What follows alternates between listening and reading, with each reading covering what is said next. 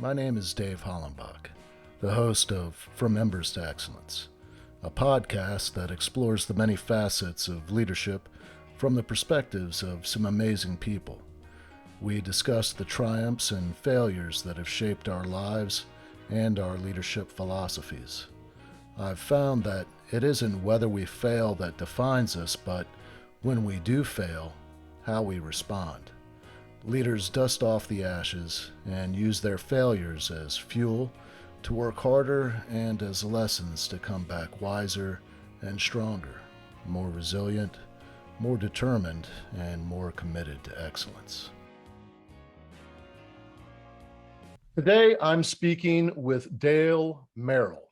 He is a global managing director in Franklin Covey's sales performance practice. He is co-author of the book, Strikingly Different Selling: 6 Vital Skills to Stand Out and Sell More. Dale is a highly sought-after thought leader and trusted advisor to sales and business leaders at many of the world's most admired companies.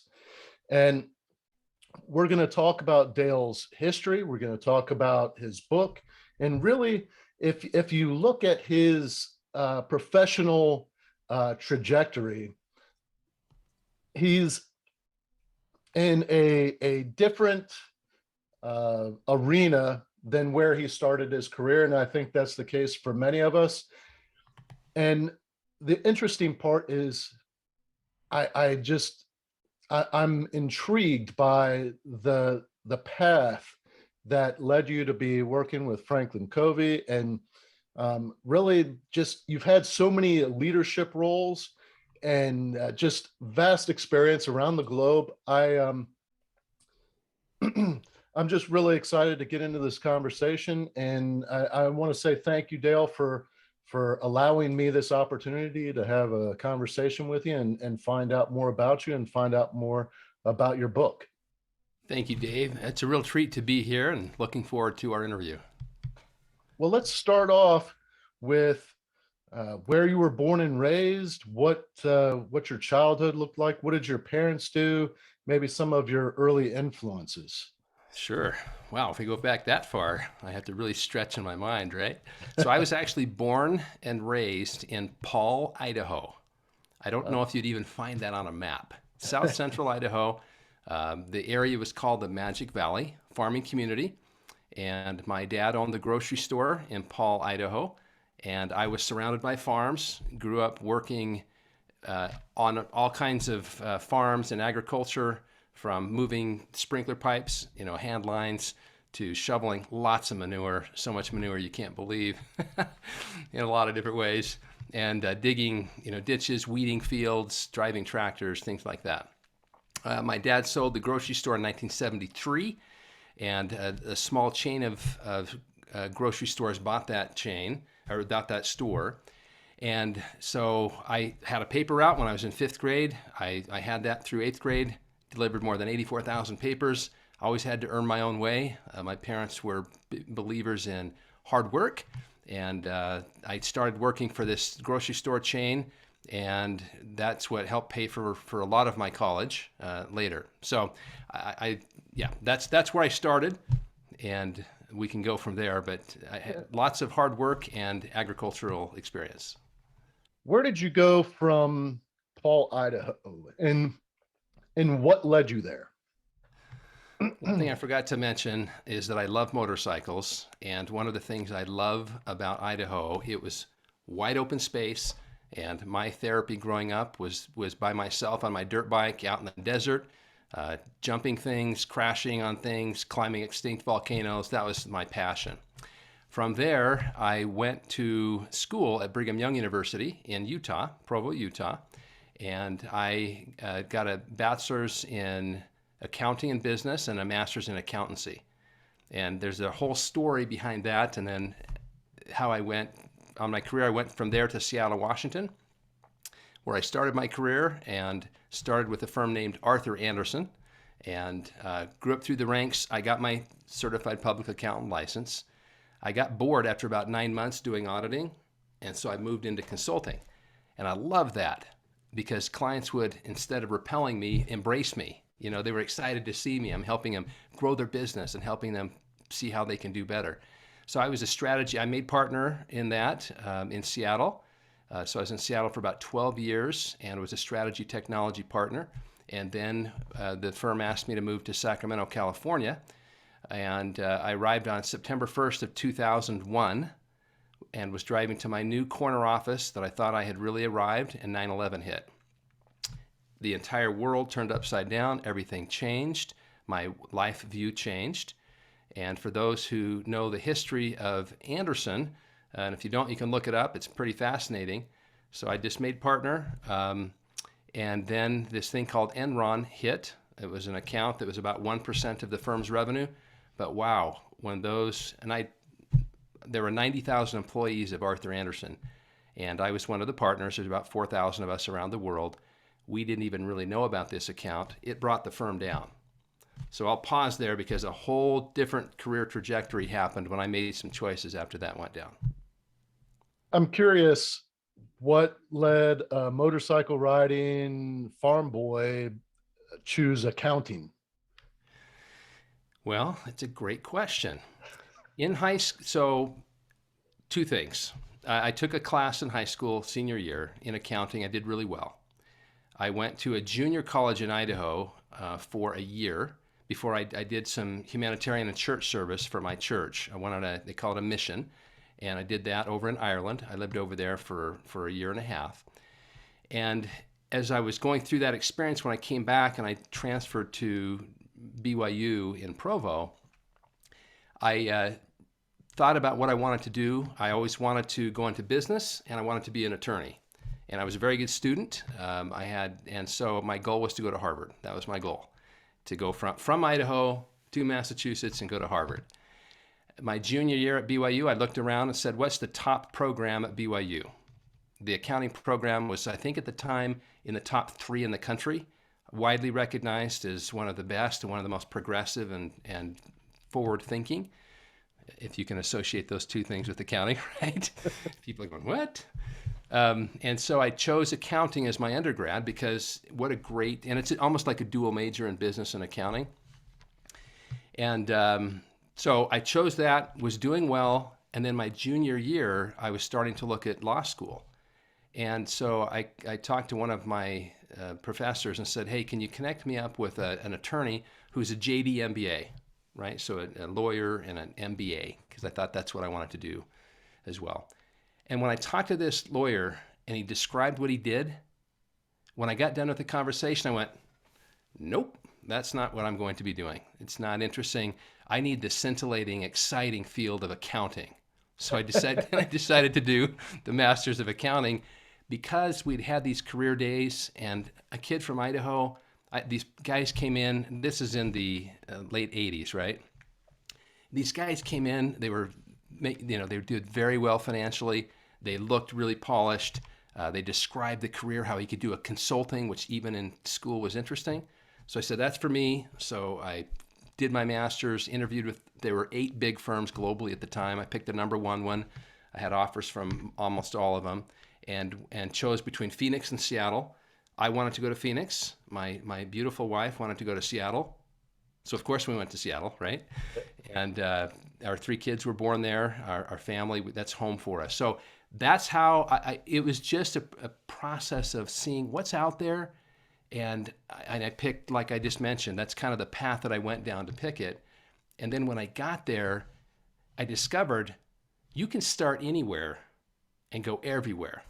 So I did 9 months in audit. I studied, I got my CPA because that's a big deal, and really got bored after 9 months. And I decided, the cows are in auditing, but the horses are in consulting. So let's get over into the horses where I can race. And I just love that. And I bounced back and forth between audit and consulting, but it made partner in consulting, and that's my path. So that was the process. You mentioned 9/11 and everything changed for you. So can you talk about that experience and how your life changed? Yeah, have you ever heard the metaphor? I was on a ladder, I climbed to the top of the building, and which is kind of like climbing through your career, and you get up to the top, and making partner, if those don't know, that's a big deal. That's like, wow, you've really done something. and I thought I had arrived. And I'm on the top of the building looking around, and life looks amazing. And the partners asked me to run a practice down in Sacramento. I'd only been a partner for a year, so I thought, I'm really doing well. And so I get down there, I'm driving to my new corner office, right? With all the fancy things you see in a corner office. 9/11 hits, and I vividly remember the whole thing because I was driving, I had the radio on, was listening to the news, and they said that a plane just crashed into one of the Twin Towers. And I thought it was a joke at first, like an Orwellian joke. And I thought, what? And even now, I feel the pain and the shock and horror. And I got to my office. We didn't have TV in the office then. So I ran down to Old Sac and went to a restaurant, that had a TV, and I just sat there, just shocked, like the rest of humanity. And it struck me to my core that, wow, this is something that will change all of our lives forever. And I immediately, with the entire rest of the country, felt this amazing surge of patriotism and wanting to serve and love and help any way that I could. And a number of things kind of flowed from that, but that was my recollection through that whole day. And it was forever indelibly imprinted on my mind, my heart, in every way.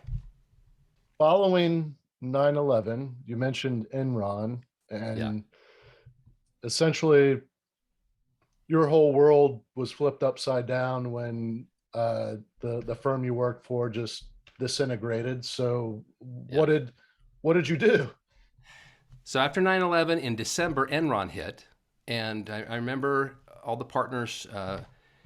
Joe Berardino was our CEO, and he flew out. We were a $10 billion, 90,000 person company. And he came out and he said, hey, and remember it was December of 2001. He said, hey, don't worry. This thing happened. It's like 1% of our revenue. It's very unfortunate. The client lied to the partners down there. They got bought in, and so we're going to have some noise in the news, but don't worry about it. That was December. January, we started. The firm said, "This is bigger than we thought. The Justice Department's going to indict us." And we told the Justice Department, "You can't indict a CPA firm. We'll go out of business. Our name is our bond." And we were Arthur Andersen. And at the time, it was like, you're the pinnacle of professionalism, of honesty and ethics. Well, the Justice Department said, no, we indict firms all the time. We indict Coca-Cola, we indict Xerox. And so you just pay a fine and you move on. And we said, no, it's not going to be like that. They indicted, and clients fled by the billions. And by March, we were bundling up the firm to sell it in pieces out to other firms. And that whole thing happened.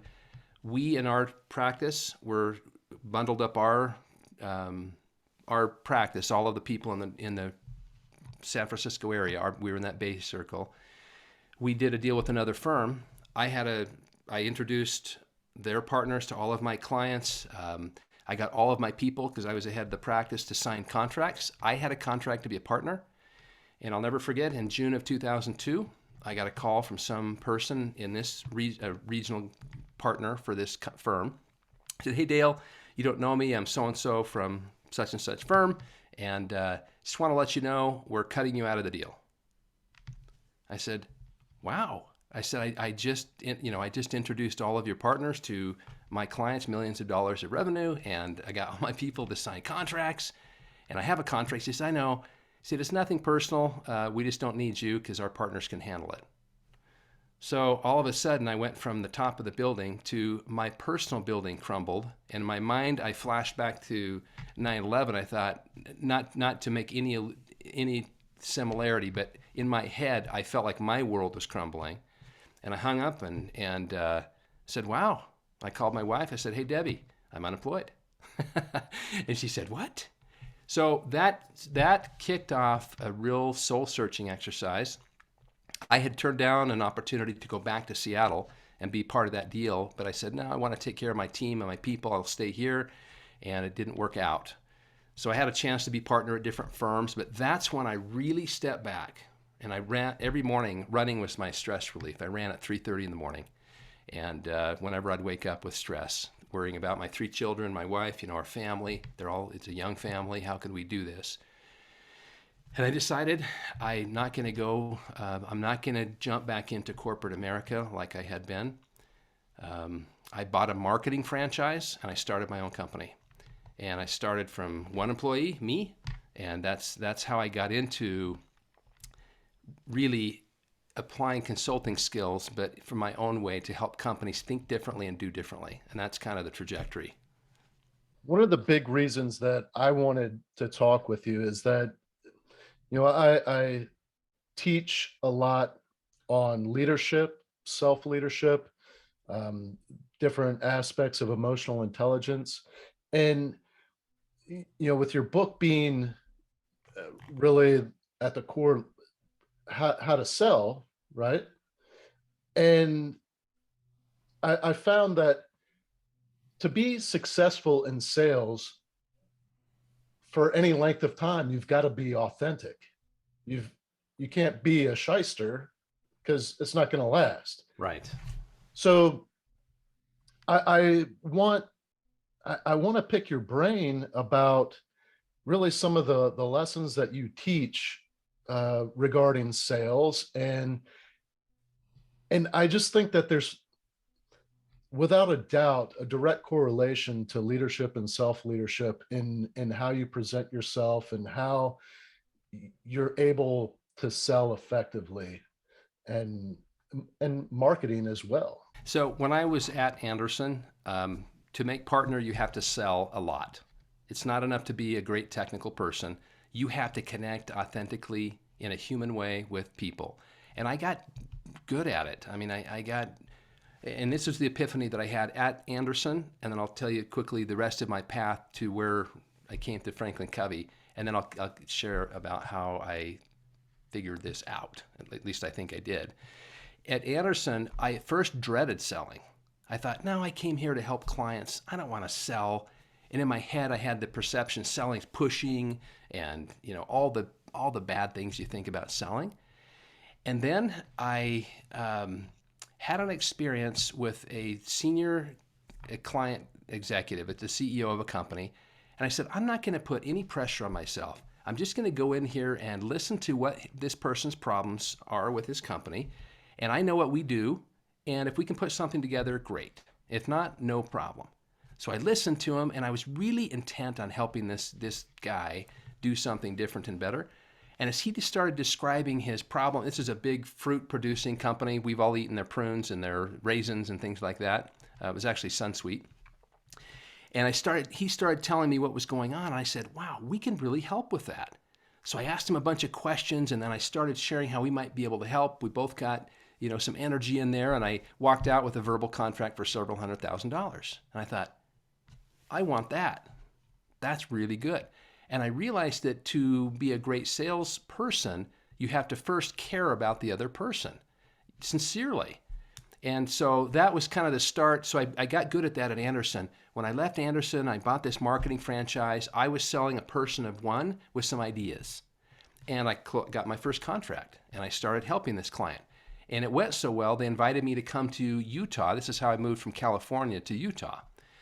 And I came back and I worked in private equity for 8 years. 3 years, I was a CFO, which makes sense given my financial background. Then they asked me to be the chief operating officer. And they said, wow, you seem to have a knack for this. Would you take over as CEO? So I said, sure. And so we grew that little investment company for 3 years, employing a bunch of sales techniques and things that I had learned. Then I went and worked for another private equity company, and they asked me to come in and run it. And it was about a 1,500 employee company. And I started using all the different things that I had used at Anderson. Some worked, some didn't. And then we were buying millions of dollars of consulting services, and most of the salespeople were just atrocious. I mean, it's all about them. It was about their solutions and their technology. And because we were buying so much and growing so fast as a company, I thought, there's a huge gap between what I think works and what does work. So all of that kind of was in my mind. After I ran that company, I was doing my own thing in real estate development. And a friend of mine who works for Franklin Covey reached out and said, Dale, and he knew my background. He said, I think you'd be perfect at Franklin Covey in the sales performance practice. And I said, why do you think that? He said, well, I've heard you speak. I know that you love to speak. And I know that you've been successful. You've worked things out and you've had some tragedies and been able to work through them. So I told him no.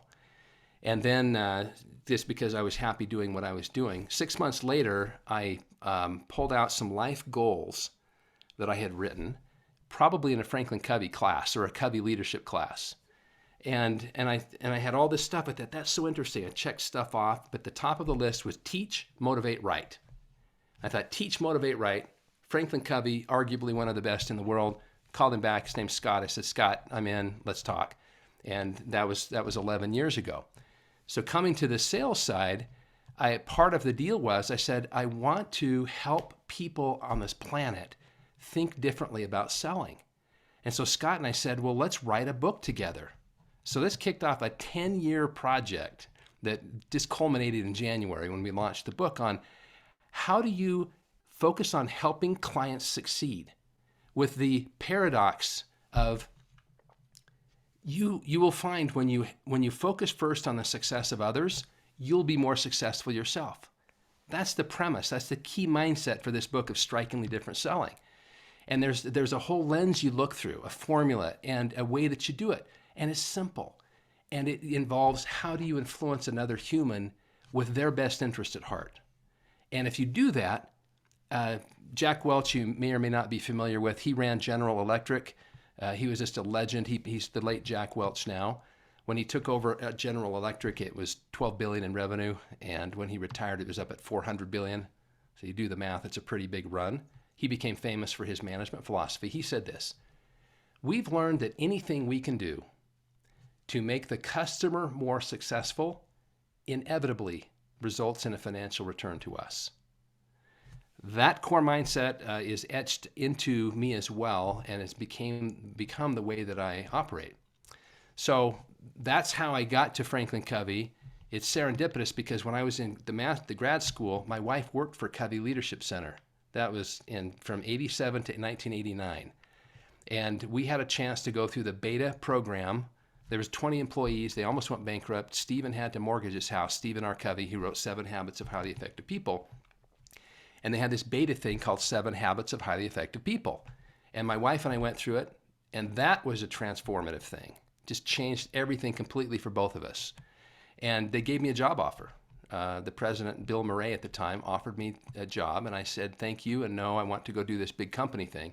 So it's pretty serendipitous that 25 years later, I'm back, or not back, but I'm here, and I came, and I thought I'd be here for 2 years, and it's been 11 years, and I have had the most amazing experience with incredible people and amazing clients around the world, and I feel like I've been able to make a dent for thousands of people, not me, but I represent, the body of work that we bring. It's with good people, and it's transformed how many people think about selling around the world.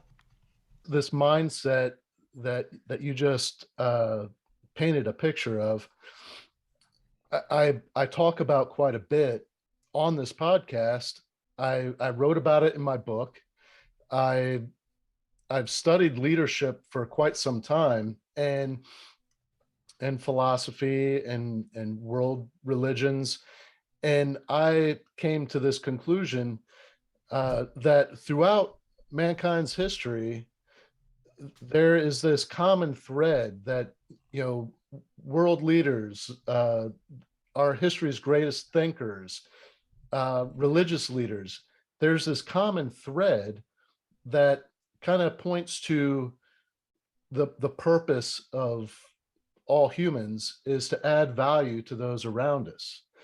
And there was a book that I read early on in my leadership teaching.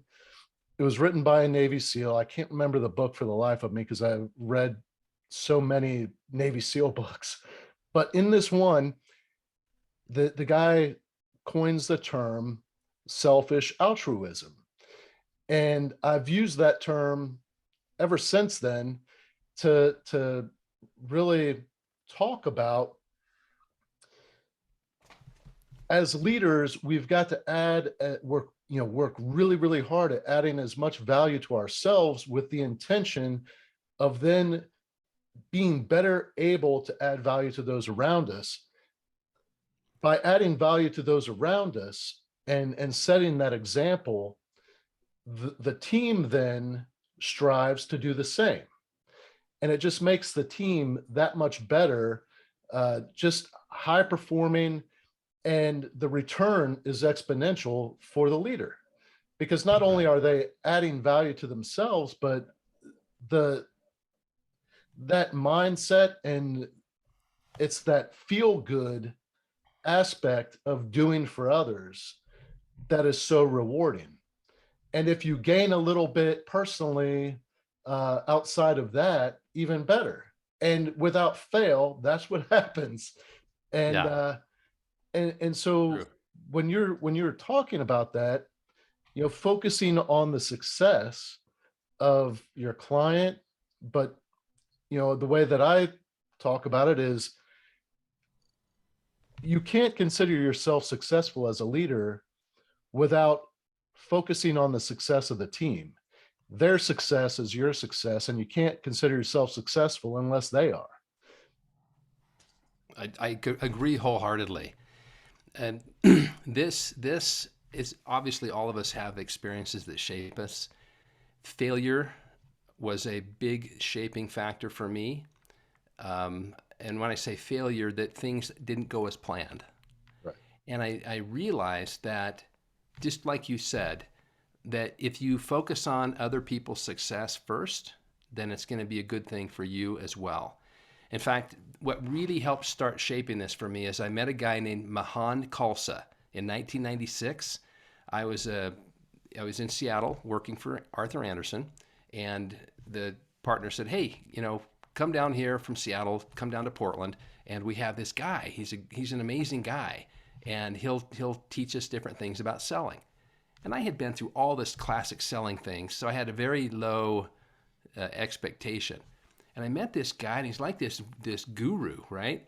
And he taught these principles. In fact, I can't take credit for the way I expressed that helping clients succeed. That's Mahan Khalsa. But it became part of me because it so resonated with me. And that was 1996. And that, interestingly, as I look back, is when I really started doing a lot better in selling, because I forgot about the push and the me, and I thought about the client. And paradoxically, I had more success because I was focused on the client's success. And that's so interesting, And then I told you my trajectory, my career. But then after Anderson, I tried the same thing at both of the companies that I ran. And, it works. And most people don't get that. So this book, quick turn back to the book of Strikingly Different Selling. This is the first book that I'm aware of, and that my colleagues are aware of, that is written purely through the eyes of the buyer.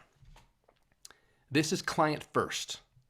If we had a mantra, if we had a rallying cry, it would be client first and you second. You being me and us, right? And the mindset in there and the 6 vital skills are all about, how do you communicate with the client just like they want you to communicate? How do you ask questions and discover what's most important in a client-focused way? Now, that doesn't sound unique, probably because everybody knows they need to do that, but like 95% of the planet doesn't do that.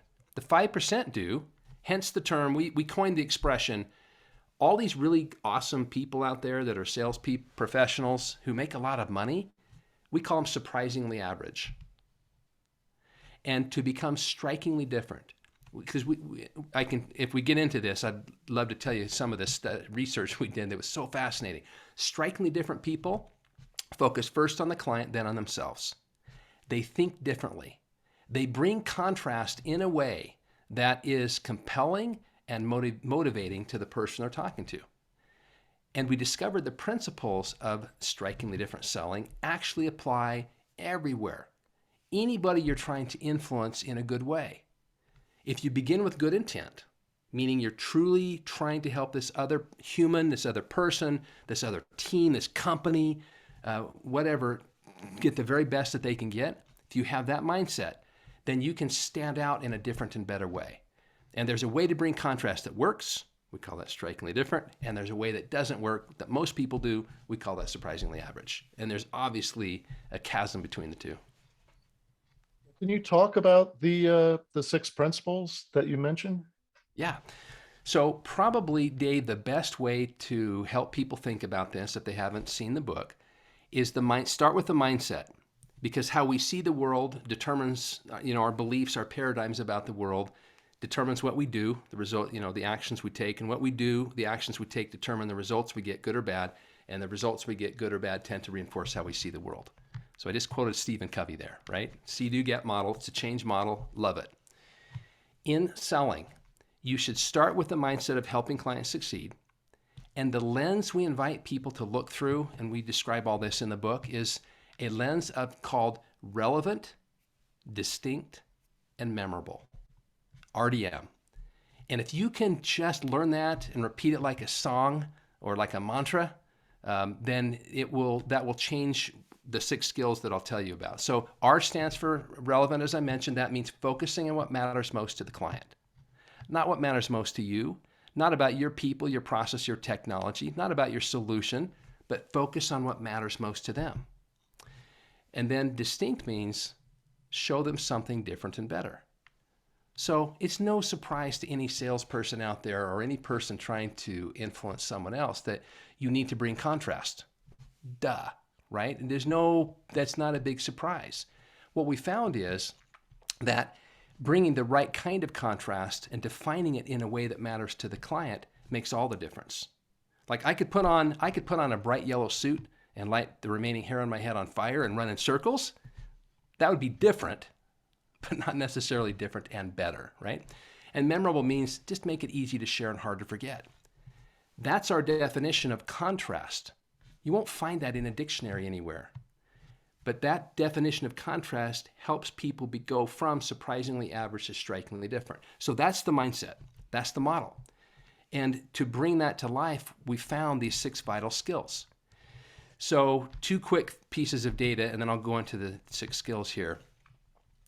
We had a unique opportunity over 6 years to watch more than 2,800 really great sales professionals participate in almost 1,700 meetings with clients around the world.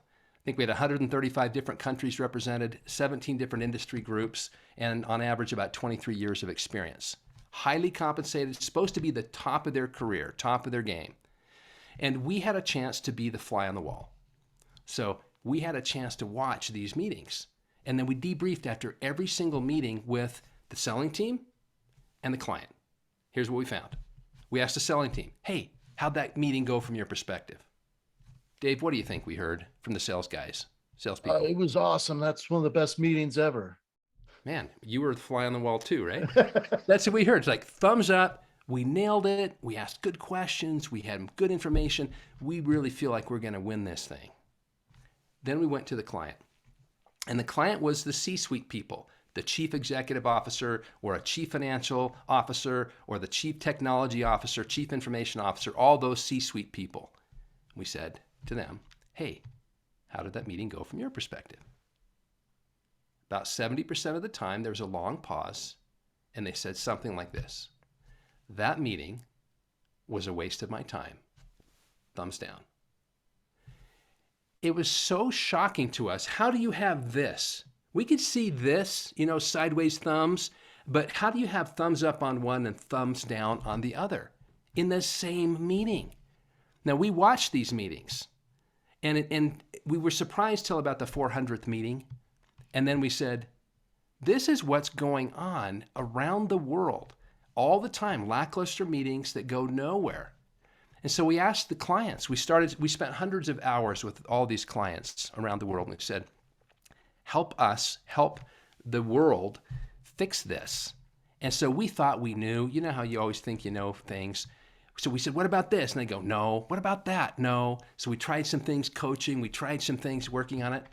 And we got it boiled down to the essence of the 6 vital skills of what makes a difference.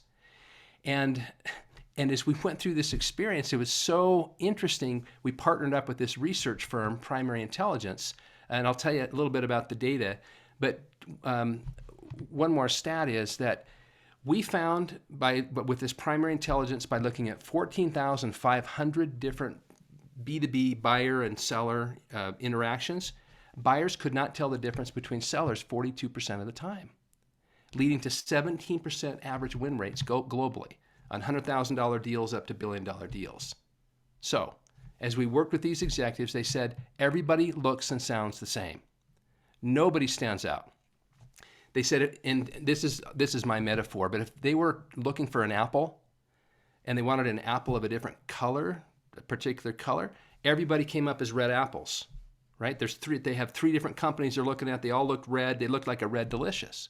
What they were looking for was something different, like a green apple, right? But they didn't get it.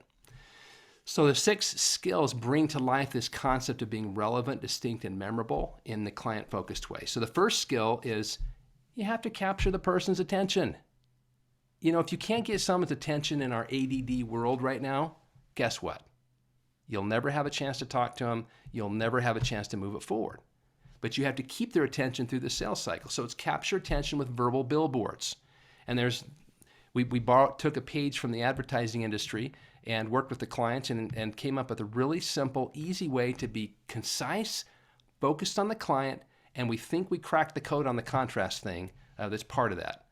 I can tell you more about that if you want to dive into it. The second one is, once you've captured their attention, you got to get them excited about the potential journey. We call it a movie trailer. Create excitement with a movie trailer. We went to Hollywood and we saw how does the film industry get us to go pay some money to watch a 90-minute to 2.5-hour movie. And there's a ton to be learned there. And we came up with a formula. Capture attention, which starts with the billboard, and then create interest. Got to pull them in a little bit more, and then call to action, invite them to do something. Remember, you can't divorce what I just said, from the principle of helping clients succeed. So if you have good intent, you're trying to give them something different and better, and it's in their best interest, you want to get them excited. So that's the second thing. That's the second skill, is to create interest with the movie trailer, or create excitement. The third one is you need to build credibility and confidence. And we have 2 different story forms. One is called a flashback, which is how do you actually go back to your past successes and take that experience and share it with the client in a really compelling way. And then flash forward is, once you've built some credibility, how do you build confidence? And just show them a nice path forward that actually feels right to them and is very client-facing. So that's the first 3. The fourth one is, at some point you're going to have to actually differentiate, and you want to become essential. So we created something called Why Us. So, WHY us, exclamation point, differentiators. And there's a good way and a bad way to do the differentiation. Probably 8% of the salespeople do the not very compelling way, and the strikingly different do this other way. So those first 4 skills are all about connecting and engaging with the client. And the last 2, you can't just talk, right? Early stage, you want to actually spend most of your time drawing out the client. And so the 5th skill is all about getting curious and finding out where are the gaps in what the client needs and how can you help them. And then the last one is, you're always going to have traffic lights, green, yellow, red, just like you're driving down the street. And if you're doing it in the middle of the day, or in the middle of the night, it'll be a lot of green lights. You'll pass through the intersection. Middle of the day, it's going to be a lot of yellow and some reds. So how do you navigate pushbacks, challenges, and objections, and do that in a good way? Always with the intent to help the client succeed. And again, amazingly, with those 6 skills, and you don't have to do them all at once.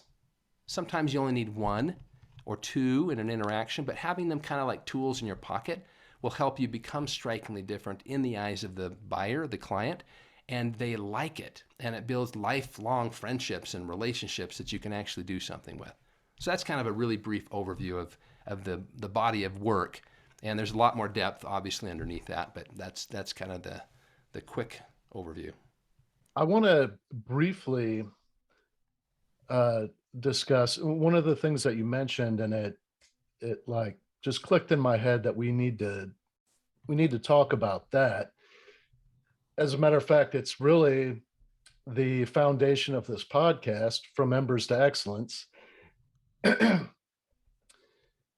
I started this podcast after a huge crash and burn experience. My whole career, went up in flames and had to really look at, you know, and question who am I? What do I stand for?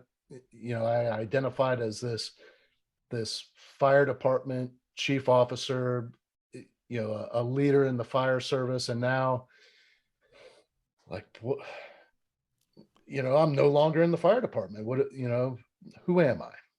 And I look at, and actually and a lot of the coaching that I did throughout the fire service, I ended up spending a lot of time with uh, people within my battalion, officers at some of my stations where maybe they made a mistake. And the severity varied. Some came close to being career ending, others were just minor mistakes. But when you look at failures and the mindset, to be able to pick yourself up and dust yourself off and chalk it up as a learning experience or an opportunity to grow, I think is a skill that not a lot of people have. You can look throughout history at history's greatest leaders, and if you look in their past, you can see some really big failures that if they had not had that sense of um, I don't know, perseverance, a level of fortitude to really say this isn't going to determine my fate, or what people remember about me, and just grow from there.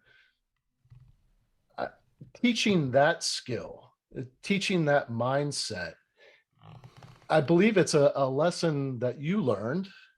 I mean, because really it shaped your future from that big, your world crumbling.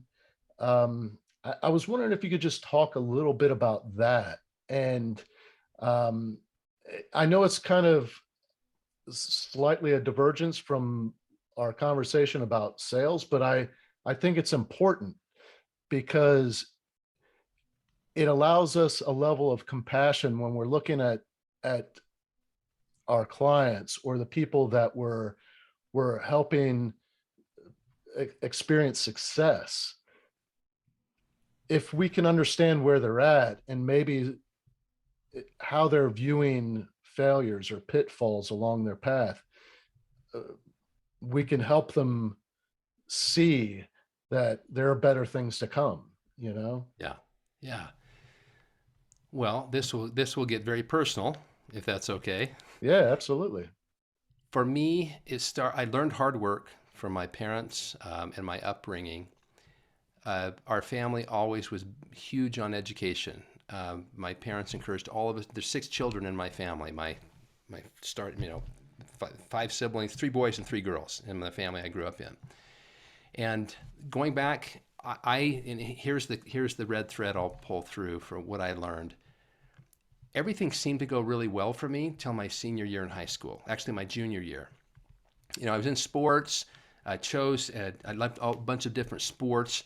In high school, I chose to go into speech and debate. That decision was pivotal in what I'm doing today. And I always had run for office. I was the student body president of my junior high, grades 7 through 9. I was the sophomore.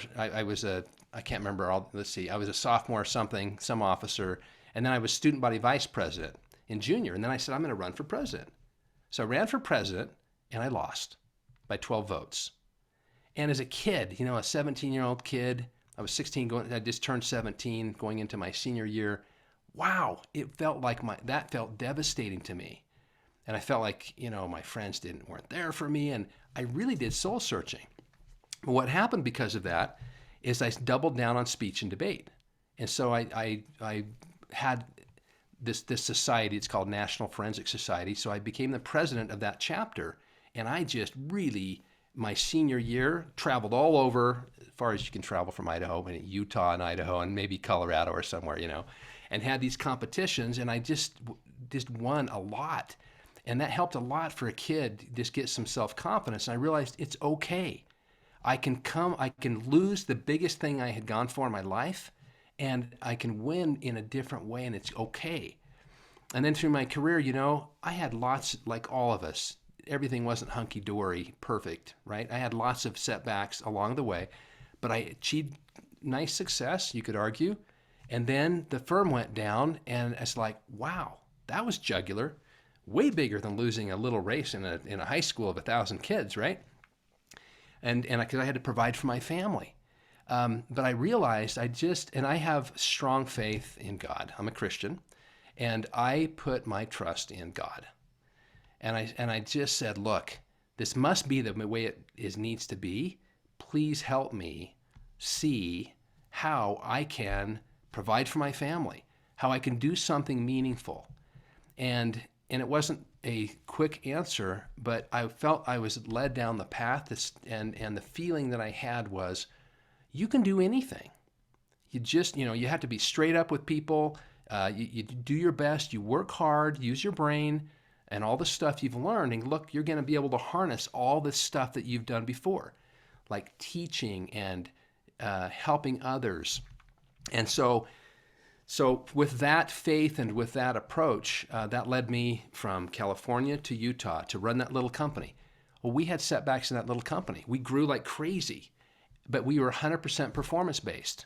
We only made money. This was a unique thing that we only made money if we made money for our clients. The market went against us for a year. So I had no income for a year on that first company. And it got to the point where I said, I believe in this philosophy, but I have to feed my family. My bank account's getting really down to the nubbins here, right? So that's when, and then right when I was just about out of money, I was recruited by this other private equity firm to run this company. And that was great for 5 years, but it was in 2007, 8, well, it was 2005 through 2009. Remember the global recession? So we doubled the size of the company, and then I had to completely retrench, and we had to let go a ton of people to try to even survive. And then we weren't even able to meet our bank commitments, so the bank put us on a forbearance agreement. We worked out a deal to do a Chapter 11 acquisition, a management-led buyout, which I was going to do so I could help save 1,500 people's jobs and their families. On December 31st, so on December 18th of 2009, we worked out a deal with the bank, syndicated debt facility, all that, had everything worked out. December 31 of 2009, I got a call from the workout officer at this bank.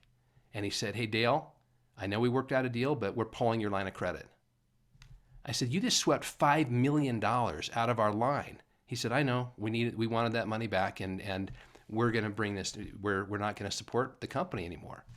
So for 10 days, we fought to save 1,500 people's jobs and worked around the clock.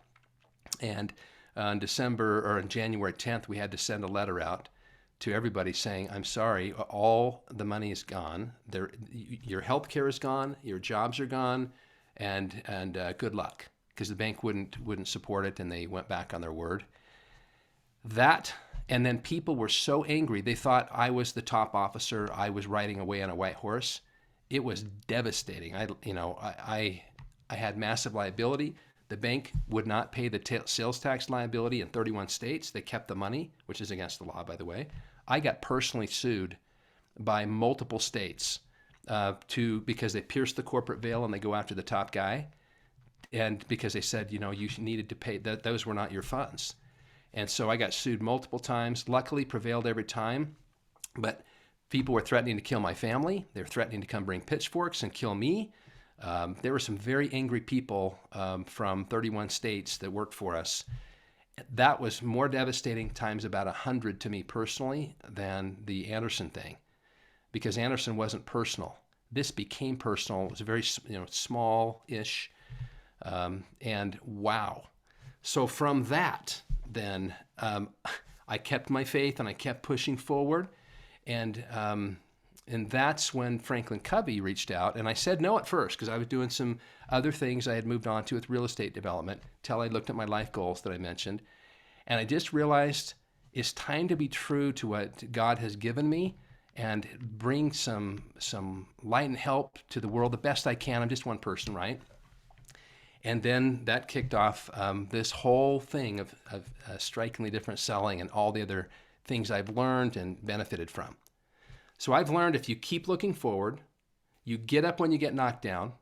You get knocked down, you get up again. You get knocked down, you get up again. You get kicked in the teeth, you get some new teeth, and you get up again. You get burned, you put some ointment on, you get up again, and you just press forward. And if you press forward and you have faith in God and in yourself, things will work out in a good way. So there's my story that has not been told on a podcast before. And so, Dave, you got me there. But that's really the essence of who I've learned I am and any human on the planet can become. Just the best they can be. First, let me say thank you for sharing that. I found that, and I think you would agree, you're a public speaker. When you tell your story, it's so much more powerful. Yeah. Yeah. So And I don't usually reveal all the personal details. In fact, I have to circle of friends and confidants, but I haven't revealed all of that. Not that I'm afraid to, but usually we have a very focused target when clients invite us in, and this is a different audience here. So there's the story. no, I think that your story can help a lot of people. I think that quite a few of the listeners, well, many of the listeners, because I talk about PTSD, I talk about mental health, and I think that a lot of times when we fall on our face, if you don't have that faith in yourself, if you feel like this is the defining moment of your life, that this huge failure, I think that it can bring on that sense of isolation and nobody could understand what I'm going through. The reality is that we all fail and we all make these mistakes. It's what we do with it that really defines us. Yeah. And the fact that I mean, I thought my stuff was like, my career ended, but holy crap, like having death threats and having that sense of, I can make it through it, having that faith in yourself, that's so huge. And it just shows that the level that you're on. So it's incredible. Thank you for sharing your story. You bet. I have to do one more shout out. With my faith as well, my family has been incredible. My wife, Debbie, has been amazing. Our three children have been amazing through this whole thing. We bonded like you can't believe. And we are close, as you can imagine, this day. I have three children and three grandchildren. Luckily, they all live in Utah now, about 30 minutes away, but they haven't always. They were in different, one was in Florida, another was in California, but they've all kind of chosen careers here. My family and that support, so anybody who can get a little bit of a support network, whether it's family or friends, as you know, Dave, makes all the difference in helping you deal with PTSD, which I believe I've had severely with some of the experiences, and you have, and so many people have had many more jugular things than that. But for me in my life, they were pivotal events that caused me to look up and not look down. And every time I look up, and move, then good things happen. One of the things that I've done in past interviews, it's not the most common thing that I've done, but I've found that especially with deep thinkers and people that have had the kind of experiences that you've had, there seem to be like three phases in life. Your early life where you kind of trying to figure out who you are, and then you graduate from high school and you move on to college and go into a career field and you learn more lessons, different lessons about who you are and what you're capable of. And then you move into your later life where I think you are actually better equipped to use those early experiences to help people and really find your stride. And there's those important lessons in those three phases. And I'm wondering if you could share maybe what you believe to be the most important lesson in each one of those phases would be for you. I think the in the early stage, the lesson that it's okay, you don't have to succeed every time. What you do need to do is get up when you get knocked down. So that was something, that plus hard work, right? I have a strong bias towards work solves a lot of ills, mentally, emotionally, physically, spiritually. And so work hard and get up when you get knocked down. That's probably the biggest lesson. In kind of the next phase, I realized a person can do anything they want. Some people choose to go to college, some people choose not to. So whatever you choose to do, it's fine, right? But make the most of what you can do.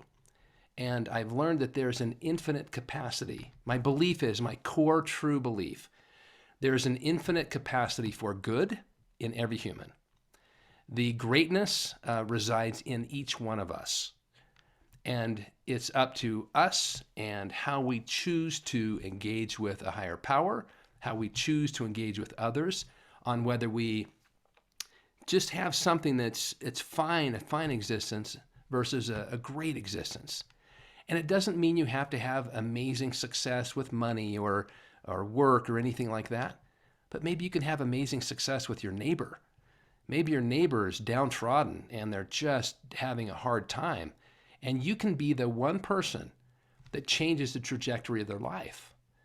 And with that mindset, there is literally infinite possibilities of how you can turn something from bad to good, from someone being so depressed and so downtrodden that they can't even see anything at all, to helping them lift their eyes on their potential and their innate ability to do good things, and that there is hope there. And this of course, at least in my worldview, is tied to your higher power. That's a big learning that I had. I did have another thing because of this rugged individualist kind of approach, how I was raised. I've had in my business experience a lot of rough edges that have been knocked off, right? And I remember I was a new manager at Anderson in Seattle. I had been promoted fast. You know how you start feeling a little bit heady about how, I'm doing just like you probably had your great career. You start thinking, I'm pretty good at this stuff. And then we had something called a 360-degree review. You familiar with that? Yeah. Wow. So, you fill out the survey thing. People who report to you, fill it out, and then your bosses fill it out. So I got these surveys back, and somebody ripped me so hard. They called me Napoleon. I went, oh my gosh, because I didn't see myself. I said, wow, I thought I was doing well. I thought I was understanding. I thought I was, being a good guy. And it kicked me. At the time, this was another visceral moment. I was shocked. I called the HR person. I said, hey, I don't want to do any recrimination, but I'd love to know who that was so that I could actually talk to him and figure out what's going on. They said, no, we can't do that. It's all anonymous. And so it caused me to step back, and I went, okay, I thought I was doing the right things. Clearly I wasn't for at least this person, because I got some other nice feedback, but that's the one, of course, I doubled down on. I need to change. And so I think I went back and read 7 Habits of Highly Effective People, a great book. And I said, what can I do differently? And I had a renaissance. In fact, because without going into all the detail, I was known as a fast track guy, always would deliver on the promise of whatever with clients, and I was good with clients. But I apparently wasn't nurturing to my people. That changed me completely. When I made partner, which is about 6 years later, the managing partner who announced my promotion, everybody was congratulating me. He said, Dale is the Renaissance man. And then he said nice things. And I thought, oh, I'm so grateful, because what matters most to me by far is not my tangible monetary success, but how I'm regarded by others. Not for my ego, but did I make a difference in a human to have them get something different and better? And so that was really, really a transformational pivot point for me. And I started becoming more self-aware. And I've truly tried. I make tons of mistakes all the time. I'm human. I don't do well all the time. I try so hard to be a good guy and an uplifting person with clients and with people. So that was a huge thing in my middle. And now I'm kind of in this stage, of where I'm doing what I love now. I love my family. I love my wife. I love my friends. I love people. I love my clients. I try to love my colleagues. You notice the word that I use is love, not in some weird way, but in a charitable way, in a do the best you can kind of a way, in cutting people slack, in having empathy when they need empathy for their personal situations and their company situations, for having a high standard, but letting people know you just need to be directionally correct. You don't have to be perfect. You'll get there. It's okay. Whether I'm teaching them one of the 6 skills, or I'm doing a keynote for a bunch of people, thousands of people. It's okay, folks. Pick one thing at a time and get good at that, and then go do the next big thing, and you can get good at that. So I've kind of moved up that pyramid of self-actualization, and now I'm at the point where I'm just trying my best to self and group actualize in a way that's helpful, so everybody can get a different and better result, personally, professionally, in every way, whether it's clients, colleagues, family, loved ones, others. And I have a core belief, again, that love is a key tenet. I'll reveal one other secret. Let's say I'm talking to a group and they look a little curmudgeonly, right? You can see their face, they're not quite getting it. I will pause in my mind mentally. I don't say this out loud. I'll say, I love this guy. I love this person. They're in a certain spot, and I really want to help them. And it takes away any animosity I might feel, and it changes the narrative to, at least the emotional narrative. It's an emotional intelligence thing, to where I'm resonating with empathy, and that helps get it through the filter in their brain and helps them get the principle that I so want them to get, which I know will help them. That is, I think, the lesson right there, is how, when naturally you'd be frustrated with that client because they're pushing back and can't they understand I'm trying to help them, to be able to have that self-talk, to be able to shift really your approach, your mindset, the brain chemicals, to where you're not acting from a defensive position, but from a position of,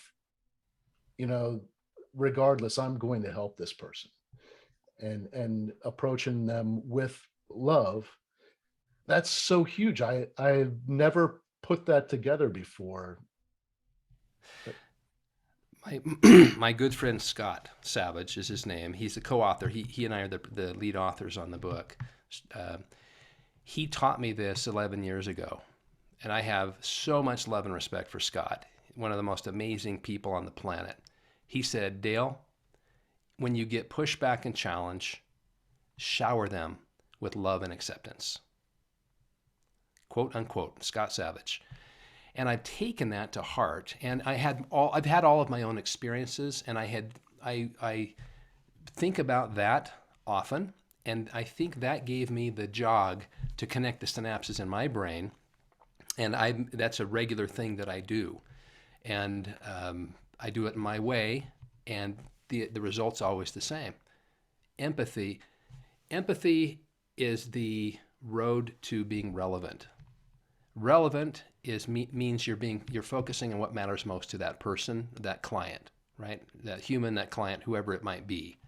That opens the way for being distinct, showing them something different and better, and being memorable, make it easy to share and hard to forget. That formula, if I could encourage any of your listeners to do anything, is to put that in your ear like an earworm. You ever heard the Baby Shark song? Yeah. I'm going to do it to your audience. I'm sorry. It's Baby Shark, do, do, do, do, do, do, Baby Shark. That's an earworm. It doesn't go away. If I could have people just remember RDM, relevant, distinct, memorable, with helping clients succeed, put that in as an earworm, repeat it like a song or a mantra.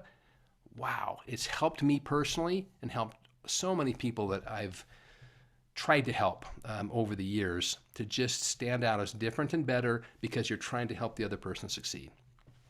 For those listening that would want to connect with you, buy your book, have you come speak, what is the best way to connect with you? And is there a preferred method of purchasing your book? Your preferred method of somebody purchasing your book? Sure.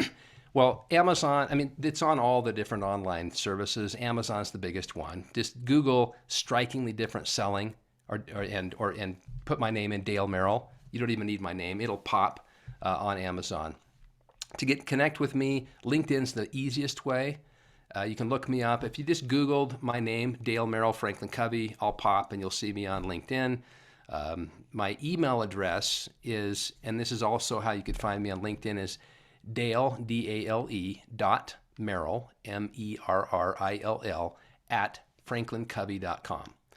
And so you can do that on LinkedIn. You can send me a note, connect with me on LinkedIn. I'm happy to, come speak at your company or chat with you if you have other ideas. This was a very personal podcast, right? A vulnerable podcast. And I hope it's helpful for people to just maybe see their situation a little bit differently. I hope this is a very helpful thing. And if I can be a helper along the way, I'd be delighted to do that. I really appreciate you taking the time and sharing so much. I have no doubt that you're going to touch some lives, and uh, maybe there's people listening right now that would have never considered uh, looking into Franklin Covey or a sales book, but I really truly believe that your book, though it is about sales, I think it's more um, it has another layer to it that can help improve people's lives personally and in their family life. So, Well, thank you, Dave. It's been a treat to be on here with you. It's been great getting to know you a little bit. likewise. Thank you for listening to this episode of From Embers to Excellence. Please like and subscribe to my YouTube channel. Follow me on your favorite podcast platform and visit hollenbachleadership.com for additional content. My goal is and always will be to add value to as many people as possible. So if I can be of any assistance to you or someone you know, please connect with me via email or on one of my social media accounts, linked on the homepage of my website. Remember, our failures don't define us unless we let them, and the only true measure of a leader is the success of their team.